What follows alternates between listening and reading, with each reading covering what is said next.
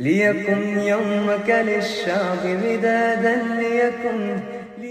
پوری دنیا میں دین جمہور، sovereignty of the people, not of God, sovereignty of the people.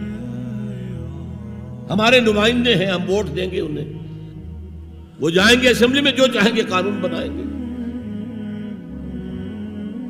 وہ مرد کی مرد کے ساتھ شادی کو اگر رجسٹر کرنا چاہیں، اجازت دینا چاہیں، لائسنس ایشو کر دیں گے. ایک مرد شوہر ہوگا، ایک دوسرا مرد بیوی ہوگا.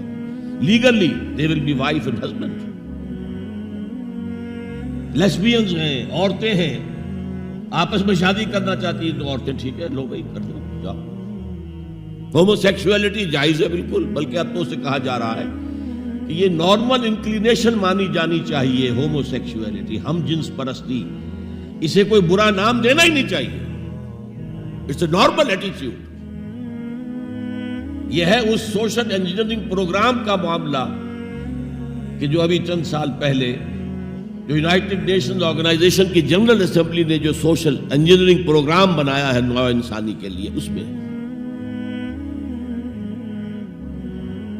تو کیا مقصد تھا حضور کا کہ آپ کو دی گئی کتاب نمبر 1 الہدا اور نمبر 2 دین حق، تاکہ دین کو غالب کرے. ایک پیارا سا خیال آیا ذہن میں، دیکھیے یہ آپ کا عام محاورہ ہے، ایک میان میں 2 تلواریں نہیں سما سکتی،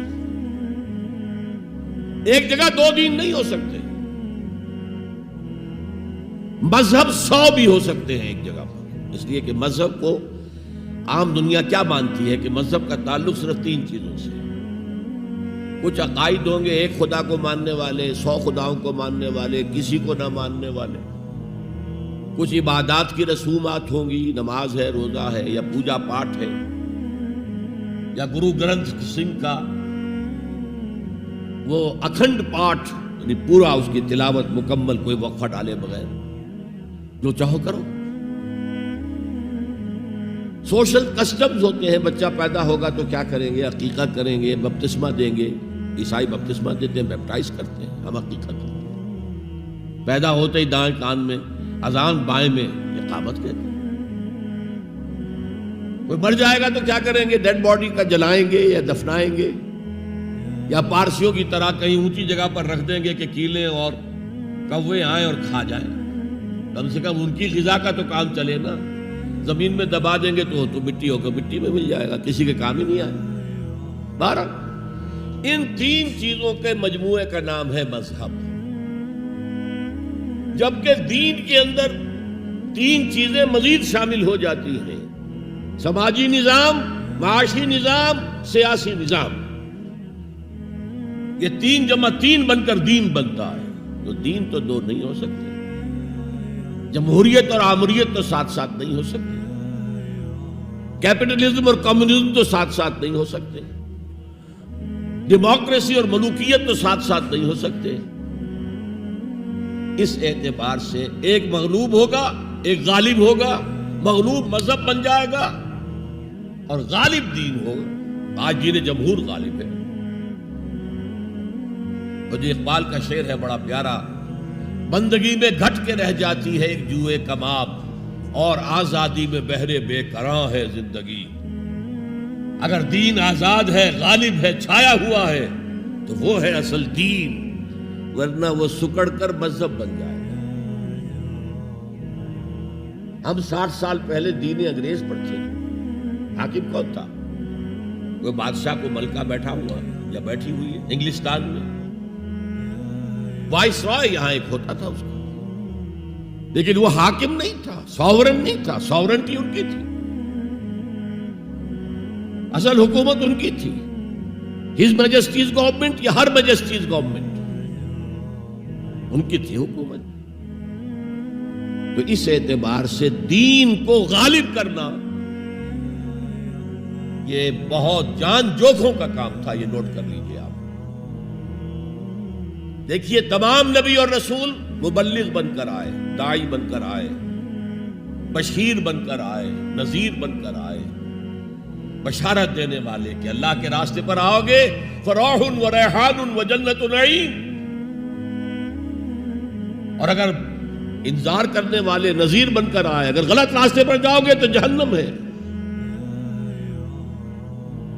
حضور بھی یا ایھا النبی انا ارسلناک شاہدا ومبشرا ونذیرا وداعیا الی اللہ باذنہ وسراجا منیرا.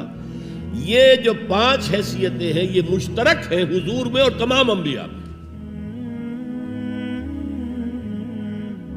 اگرچہ ہر حیثیت میں حضور کی اپنی شان ہے جس میں کوئی دوسرا نبی ان کے قریب نہیں آ سکے گا، لیکن نوٹ کیجئے یہ آیت جو میں اس وقت آپ کے سامنے رکھ رہا ہوں، جس کے لیے نصرت مطلوب تھی، آؤ میرا ہاتھ بٹاؤ، میں کہہ رہا تھا کہ یہ کام انذار، تبشیر، واعظ، نصیحت، تعلیم، تبلیغ، تربیت، تزکیہ، یہ سب رسولوں نے کیا اور حضور نے بھی کیا. لیکن یہ معاملہ صرف محمد کے لیے ہے صلی اللہ علیہ وسلم، اور 3 دفعہ آیا ہے. کسی اور نبی اور رسول کے لیے 1 دفعہ بھی نہیں آیا کہ ان کا فرض منصبی ہے دین کو غالب کرنا. صرف تبلیغ نہیں، غالب کرو. یہ تھا وہ مشن جس میں آپ کو نصرت درکار تھی. فالذین آمنوا بہ وعزروہ ونصروہ، مدد کریں ان کی. وہ مدد کس کام میں تھی؟ دین کو غالب کرنے کی. اس لیے آتا ہے نا سورہ صف کے آخر میں، یا ایھا الذین آمنوا کونوا انصار اللہ، اے ایمان والو اللہ کے مددگار بنو. کما قال عیسی ابن مریم للحواریین من انصاری اللہ. جیسے کہ دیکھو 600 برس قبل حضرت مسیح اور حضور کے درمیان 600 برس کا فصل ہے. جیسے کہ 600 برس قبل ہمارے بندے عیسیٰ نے کہا تھا حواریین سے، کون ہے میرے مددگار اللہ کے راستے میں؟ اور حواریین نے کہا تھا نحن انصار اللہ. قال الحواریون نحن انصار اللہ. تو یہ اللہ کی مدد اور اللہ کے رسول کی مدد. من انصاری الی اللہ، کون ہے میرا مددگار اللہ کے راستے میں؟ یہ ہے تیسری بات. یعنی کون ہے وہ لوگ جو اصل میں متبع محمد ہیں صلی اللہ علیہ وسلم؟ الذین یتبعون الرسول النبی الامی. ان کی شان کیا ہوگی؟ فالذین آمنوا بہ وعزروہ ونصروہ. اور چوتھی بات واتبعوا النور الذی انزل معہ. اور جو پیروی کریں گے، وہی اتباع کا لفظ چلا آ رہا ہے، اتباع اتباع اتباع. وہ اتباع کریں گے اس نور کا جو ان کے ساتھ نازل کیا جائے گا، یعنی یہ قرآن حکیم. فَأُولَٰئِكَ هُمُ الْمُفْلِحُونَ. تو وہ ہوں گے مددگار، وہ ہوں گے کامیاب ہونے والے، مفلحون میں سے ہوں گے. اللہم ربنا اجعلنا منہم. اللہ تعالی ہمیں ان میں شامل کرے. اب تھوڑا سا خاکہ میں آپ کے سامنے رکھنا چاہتا ہوں. حضور نے یہ کام کیسے کیا جو کسی اور نبی سے نہیں ہو سکا؟ صرف ایک نبی سے، ایک رسول سے ہوا. نظام قائم کرنا، حکومت اللہ کی قائم کر دینا.